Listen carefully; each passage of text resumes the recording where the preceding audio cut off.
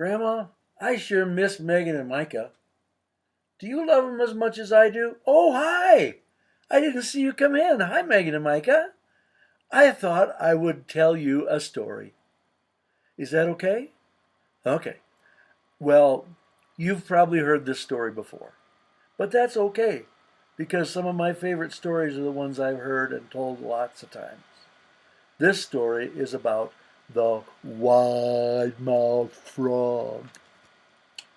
Well, there was this little wide-mouthed frog who lived out behind the house in a pond.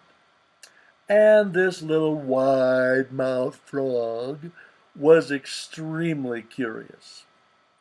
And so the little wide-mouthed frog swam up to a duck and said, "Hi, Mrs. Duck. What do you feed your baby?"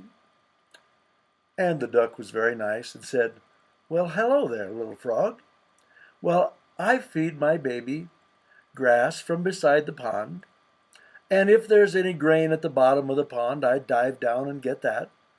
And I feed them seeds and stuff I find along the shore of the pond, and that's what I feed them." And the little wide-mouthed frog said, "Oh, really?" And the wide-mouthed frog, still curious, swam up to a fish. And it was two fish, actually. They were both betta fish, and one was named Angel, and the other one was named Blueberry. And the wide-mouthed frog said, "Hi, Mr. and Mrs. Betta Fish." And you know what those fish did? They let their gills just go out like this to the side because they were talking to a stranger. And then the little wide-mouthed frog said, "Hello, betas. What do you feed your baby?" Well, those betta fish looked at the little wide-mouthed frog right in the eye and said, "Well, I feed my baby little pellets of food that Megan and Micah feed me. And I just take some for myself and then I give some to my babies." And the little wide-mouthed frog said, "Oh, really?" Well, the wide-mouthed frog was still curious, and so he swam up to a snake and said to the snake, "Hi, Mrs. Snake. What do you feed your baby?"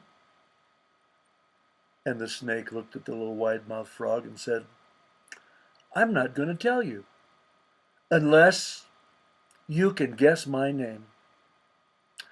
And the little wide-mouthed frog thought and said, "Are you a rattlesnake?" And the snake said, "No, I'm not a rattlesnake. Rattlesnakes don't live in the water."